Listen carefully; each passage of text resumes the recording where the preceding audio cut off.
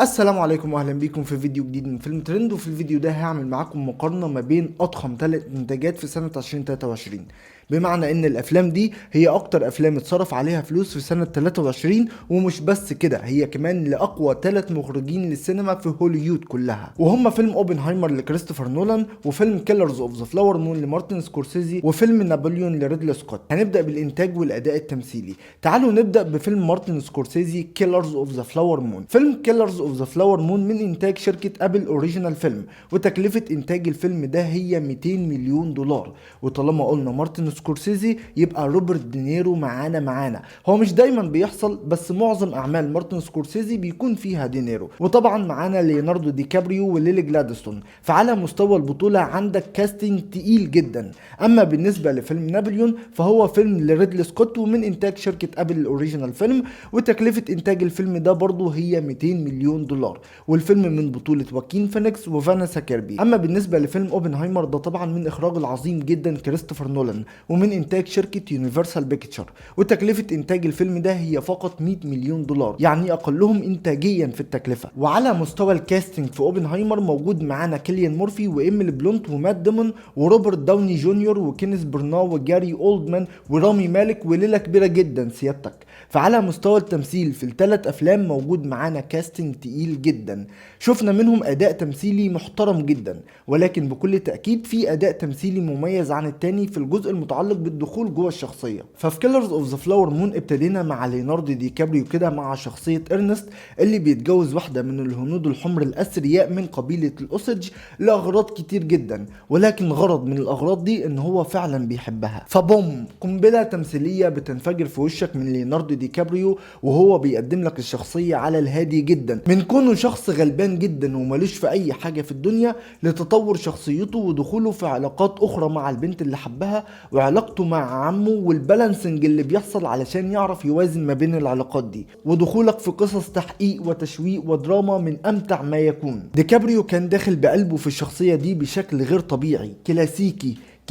الفيلم اصلا فيلم كلاسيكي على الهادي جدا، فيه اداء تمثيلي عبقري من روبرت دينيرو الفيلن الفشيخ بتاع القصه. قدمها لنا مارتن سكورسيزي على الرايق كده بكتابه للشخصيه عدت كل التوقعات اللي في الدنيا. ودينيرو اصلا واخد الموضوع جد جدا، حقيقي كان عبقري، بيعمل كل حاجه في الدنيا واي ام اوت اوف ذا فريكينج سيناريوز. فيلن محترم جدا، هتحبه بشكل غير طبيعي وهتتبسط من ادائه بشكل غير طبيعي. اما عن فيلم نابليون على المستوى التمثيلي من واكين فينيكس وفانيسا كيربي فبكل تاكيد هتاخد منهم اداء محترم جدا في تقمص الشخصيات، ولكن بكل صراحه اقل متعه من الاداء التمثيلي اللي شفناه في فيلم سكورسيزي كيلرز اوف ذا فلاور مون، واقل متعه من الاداء التمثيلي اللي شفناه من واكين فينيكس نفسه في فيلم الجوكر. واصلا فيلم نابليون اكتر شيء مميز فيه مش الاداء التمثيلي اطلاقا، هو مميز على مستوى البرودكشن ديزاين اكتر من اي حاجة تانية في الفيلم. ولكن بما انني بتكلم عن التمثيل تحديدا فما هواش سيء، لاني مش بقول انه تمثيله سيء بكل تأكيد، ولكن مش افضل اداء شفناه من ابطال العمل. فتحديدا على مستوى قصتنا قدر واكين فينيكس انه يعبر عن شخصية نابليون بشكل جدي جدا على مستوى الشخصية، من كونه انسان غير واثق في نفسه، بيحب دايما انه يحس بوجوده من الناس اللي حواليه، لان في حالة عدم تمجيده بيفقد الثقة في نفسه بشكل كبير جدا. وهنا بيرجع الفضل لزوجته جوزفين اللي كانت بتلعبه فانيسا كيربي، ومن وقت ما اتعرف عليها الدنيا اتغيرت 360 درجة، اختلفت تماما بالنسبة لنابليون في تطور شخصيته في الوصول للإمبراطورية. فهو فيلم درامي فيه مساحة كبيرة جدا للتعرف على الجانب النفسي لنابليون اكتر من طرح الاحداث التاريخية اللي مر بيها نابليون في تاريخه. وواكين فينيكس كان قد المسؤولية دي على مستوى الاداء، ولكن انا ما زلت عند رأيي ان ده مش افضل اداء تمثيلي لواكين فينيكس ولا حتى لفانيسا كيربي. اما بالنسبه للمستوى التمثيلي في فيلم اوبنهايمر فهنا سنصمت قليلا. كيليان مورفي غير جلده 360 درجه في الفيلم ده، واعتقد ان ده اكبر تحدي عمله كيليان مورفي في تاريخه التمثيلي كله، وبكل تاكيد عدى كل التوقعات في تقمص شخصيه العالم الفيزيائي جي روبرت اوبنهايمر.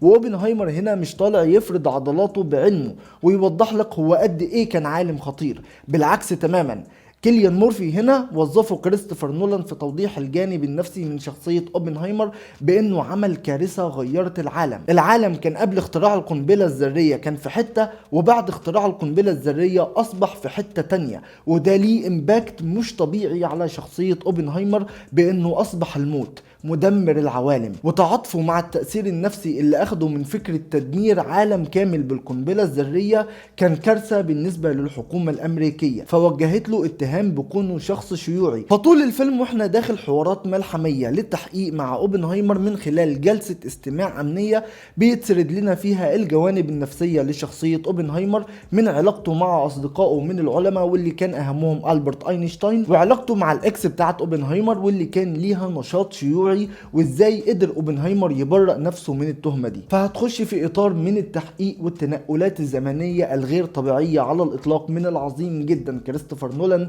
بأداء تمثيلي مش طبيعي من كل طاقم العمل. فانت حرفيا هتشوف روبرت داوني جونيور بشكل مختلف تماما عن اي حاجة شفتها قبل كده، وتقريبا مش هتعرف ان هو ده روبرت داوني جونيور بتاع ايرون مان اللي موجود في عالم مارفل السينمائي. ومات ديمون برضو هنا كان مقدم لنا شخصية متماسكة بشكل مش طبيعي. فعلى الاداء التمثيلي في اوبنهايمر متوقع له بكل تاكيد ترشيحات اوسكاريه في الاكاديمي اوورد، ان كيليان مورفي هترشح في بيست اكتور ان ليدنج رول، وروبرت داوني جونيور هيترشح في بيست اكتور ان سبورتنج رول. وعلشان نخلص من الجزء المتعلق بالاداء التمثيلي في الثلاث افلام، بالنسبه لي انا شخصيا وده رايي الشخصي بكل تاكيد ان فيلم كيلرز اوف ذا فلاور مون هو التوب في الاداء التمثيلي السنه دي، يجي بعده على طول او حتى في نفس المرتبه فيلم اوبنهايمر للعبقري كريستوفر نولان، وبعدهم فيلم نابليون بما اننا بنتكلم عن الثلاث افلام دول تحديدا. فيكسب معانا في الاداء التمثيلي فيلم كيلرز اوف ذا فلاور مون للعبقري مارتن سكورسيزي. اما بالنسبه للبرودكشن ديزاين، وخليني الاول اشرح لكم يعني ايه برودكشن ديزاين وركزوا معايا هنا شويه. البرودكشن ديزاين هو عباره عن كل حاجه تخص انتاج الفيلم، من كاميرات التصوير واللوكيشن اللي بيتصور فيه العمل والميك اب اللي بيتعمل للشخصيات، ويشمل معاه كمان الكاستوم ديزاين اللي هو خاص بالملابس بتاعه الشخصيات. ولكن لما بيتم تقييمهم كل واحد على حده، يعني ما تستغربش بعد اللي قلته لك ده انك تلاقي جايزه خاصه للبيست برودكشن ديزاين وجايزه تانية خاصه تخص البيست كاستوم ديزاين، ولكن جايزه البيست كاستوم ديزاين هنا تعني الاختيار الافضل لملابس الشخصيات. وكمان هتلاقي جايزه تانية بتخص البيست ميك اب اند هير ستايلينج، ولكن نفس الفكره الجايزه دي لتقييم افضل ميك اب وتصفيف شعر كتنفيذ ملائم للشخصيات. ولكن كل الحاجات دي بتكون تحت مضمون البيست برودكشن ديزاين، وكمان يشمل معاهم السينماتوجرافي كتوفير معدات تصوير، ولكن افضل تصوير بيرجع لافضل تنفيذ تصوير اللي هو بيست سينماتوجرافي، ففي جايزه منفصله خاصه بافضل تصوير سينمائي. كده فهمنا يعني ايه برودكشن ديزاين. فيلا بينا نتكلم عن البرودكشن ديزاين لفيلم كيلرز اوف ذا فلاور مون. في الفيلم ده هتلاقيه بيتكلم عن حقبة زمنية معينة في الوقت اللي اكتشفوا فيه الهنود الحمر وجود البترول على ارضهم من قبيلة الاوسج. فالاجواء دي بكل تأكيد هتعيشها في الفيلم، وهتنقلك لسنة 1920 في مدينة اوكلاهوما بكل التفاصيل الممكنة. هتشوف فترة التسعينات متمثلة في شكل الهنود الحمر وقتها كان عامل ازاي، وشكل المواصلات اللي كانوا بيستخدموها في التنقل كان عامل ازاي. فهتلاقي تصور واقعي مبني على الاستوريوتايب القديم لشكل الحياة عموما في مدينة اوكلاهوما في الوقت ده.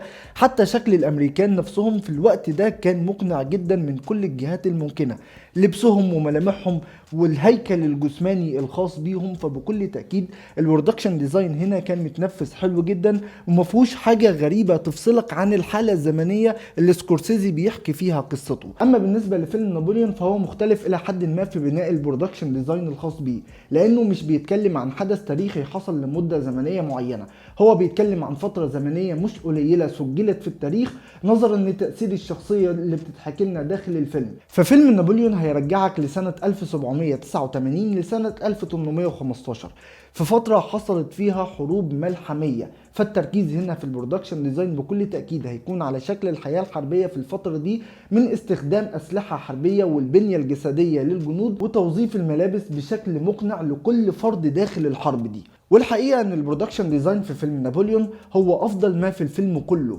الفيلم متصور على سكيل واسع جدا، مبين الصرف اللي اتصرف عليه فعليا في انتاج الفيلم ده. فالفيلم ده موجود فيه جوده عاليه جدا ودقه للمشاهد الحربيه اللي شفناها داخل الفيلم، لان الحقيقه اقل ما يمكن قوله على المشاهد دي انها مشاهد حربيه ملحميه. يمكن الحاجه اللي لفتت انتباهي هو واكين فينيكس ذات نفسه، لان نابليون ما كانش بالطول ده في الفيلم. التاريخ بيقول لنا ان نابليون كان جندي قصير جدا، فلما عرفت ده قلت اكيد اغلب كادرات الفيلم لما تصور لنا نابليون المتمثل في واكين فينيكس زاويه التصوير هتكون زاويه افقيه علشان تبين قد ايه هو شخص صغير بس بيحير. وده حصل الحقيقه، بس مش دايما كنا بنشوف نابليون في الفيلم بالصوره دي، او بمعنى اصح ما حسيتش ان الجزء ده، ان الجزء المتمثل في شخصيه نابليون انه كان قصير القامه بشكل كبير. اما عن فيلم اوبنهايمر كبرودكشن ديزاين فده اقل واحد فيهم في انتاجه، لان الفيلم حواري من الدرجه الاولى. المشهد اللي هتحس بيه بالصرف فعلا في فيلم اوبنهايمر هو اختبار ترينيتي تيست، اختبار القنبله الذريه. هو اتعمل بجد فعلا على فكره، ولكنه على سكيل اقل بكتير جدا من الحقيقي، ولكن الكاميرات تقدر تظهره بسكيل كبير كانه حصل بجد في العالم الحقيقي. اوبنهايمر كبرودكشن ديزاين كان بسيط، اغلب الفلوس اتصرفت على الكاستوم ديزاين في تصميم ملابس مقنعه للشخصيات والميك اب والهير ستايلينج علشان تقدر تبين لنا وتكون مناسبه للفتره الزمنيه اللي بتتحكي فيها قصتنا. فبالنسبه لي انا كرأي شخصي ان فيلم نابليون هو افضل برودكشن ديزاين في السنه دي. يكسب معانا في البرودكشن ديزاين بكل تاكيد هو فيلم نابليون. اما على مستوى القصه في الثلاث افلام فقصتنا في فيلم كيلرز اوف ذا فلاور مون هي بتتكلم عن مجموعه جرائم بتحصل لقبيله هنديه معينه تسمى قبيله الاوسج بعد اكتشاف ابار بترول على ارضهم وتدخل الامريكان للحصول على الاراضي دي، ولكن بطرق اخرى، من الاخر كده بالتحايل على القانون والتلاعب مع ملاك الاراضي. فالقصه في فيلم كيلرز اوف ذا فلاور مون اتحكت بشكل متسلسل جدا، واحده واحده بتخش في الاحداث علشان تتعرف على العالم ده، ولو اندمجت في العالم ده هتحس بروعه ومتعه الفيلم، لان الفيلم طويل جدا. هو الحقيقه الثلاث افلام مدتهم طويله جدا، ولكن فيلم كيلرز اوف ذا فلاور مون مدته 3 ساعات ونص من عظمه سكورسيزي في حكي قصه عن جريمه قتل في شكل سينمائي كلاسيكي عبقري. وفيلم نابليون بيضحك لنا عن حياه نابليون بونابرت، وحرفيا هنا ريدلي سكوت بيتكلم عن حياه نابليون بونابرت اكتر من تاريخه، فهتخش في قصه امبراطور فرنسي ولكن من الناحيه النفسيه. قصه الفيلم ده بتركز عن الحياه العاطفيه والجنسيه لنابليون بونابرت وتاثيره على حكمه ووصوله للامبراطوريه. احداث الفيلم ممله شويتين، ولكن ريدلي سكوت هتلاقيه بيكسر الملل ده كل شويه بمشاهد حربيه ملحميه. ده غير ان النسخه الاصليه للفيلم اصلا كانت 4 ساعات، واللي تم عرضها في السينما هي 3 ساعات فقط. حسيت بالملل شويه في النسخه المقصوصه، فما بالك بالنسخه الكامله اللي هي 4 ساعات اصلا. هل الساعه المتبقيه دي هيكون فيها سرد تاريخي لحياه بونابرت ولا هتكون كلها جنس؟ الله اعلم، لسه هنعرف ده لما اتفرج على النسخه الكامله لما تنزل على الستريم سيرفيس. وفيلم اوبنهايمر اللي قصته بتحكي عن اهم حدث في تاريخ البشريه، وهو اختراع القنبله الذريه والقنبله الهيدروجينيه اللي غيروا شكل الحروب في العالم كله. ولكن هنا هنشوف صراع ما بين الدراما والإنسانية بصورة كريستوفر نولانية بشكل عبقري وأداء تمثيلي محترم ملحمي. فعلى مستوى المتعة بسرد أحداث الثلاث قصص بكل تأكيد اوبنهايمر كان ممتع أكتر. حكي القصة والتنقلات الزمنية وربط الحاضر بالماضي وتأثيره عن المستقبل كان في قمة الروعة. فكده على مستوى القصة بالنسبة لي رقم 1 اوبنهايمر، 2 كيلرز اوف ذا فلاور مون، 3 نابليون. واخر حاجة هتكلم عنها في الثلاث افلام هي الاوريجينال سكور، الموسيقى التصويرية، وايهما كان ممتع ومؤثر اكتر. فعندك فيلم مارتن سكورسيزي كيلرز اوف ذا فلاور مون، انا بقول اسماء الافلام كتير تحس ان انا بحفظهم لكم، ولكن الموسيقى التصويرية هنا كانت في قمة الهدوء، عبارة عن نوت معينة بتتكرر كل شوية بتدخلك في الأجواء هنا بشكل غير طبيعي. بداية طبع خاص للفيلم بتطلع وتنزل مع المواقف والأحداث، فتدي لك التأثير اللي سكورسيزي عايز يوصله لك للدخول في العالم بتاعه. فهتلاقي المزيكا عاملة كده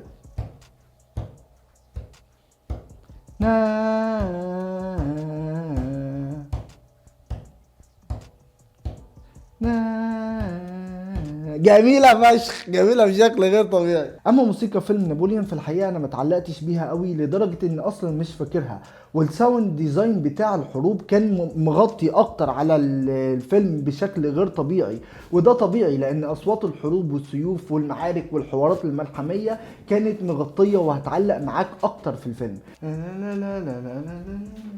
اما عن فيلم اوبنهايمر وموسيقته التصويريه، اوه هو هو هو جميله فشخ. اعظم شيء في الفيلم كله اصلا ملحميه بشكل مش طبيعي. التجربه الصوتيه في فيلم اوبنهايمر وبدون اي مبالغه في الدنيا هي افضل تجربه صوتيه هتاخدها من عالم السينما كله. فهتلاقي في نوت شغاله بالشكل ده وبتعلى وبتنزل كده مع الحوارات، اقسم بالله العظيم في قمه العظمه. فطبعا فيلم اوبنهايمر هو الافضل بكل تاكيد من ناحيه الاوريجينال سكور. بعدها على طول بكل تاكيد موسيقى فيلم كيلرز اوف ذا فلاور مون، بعدهم موسيقى فيلم نابليون، مع ان انا مش برشحها قوي بس عشان احنا بنتكلم عن 3 افلام وبس كده. دي كانت مقارنه ما بين اكتر 4 عناصر مؤثرين في صناعه الافلام لاكتر 3 صناع سينما مثيرين للجدل السنه دي، وهيكون ما بينهم ملحمه في الاوسكارز. وهنا بكون وصلت لنهايه فيديو النهارده. فلو عجبكم جو المقارنات اللي انا عملته ده يا ريت تقولوا لي في الكومنتس علشان نكتر منكم، ولو عجبكم الفيديو ده فما تنسوش تعملوا لايك وشير وسبسكرايب، وبكل تاكيد ما تنسوش تدعوا لاخواتنا في فلسطين، واشوفكم في فيديو جديد. سلام.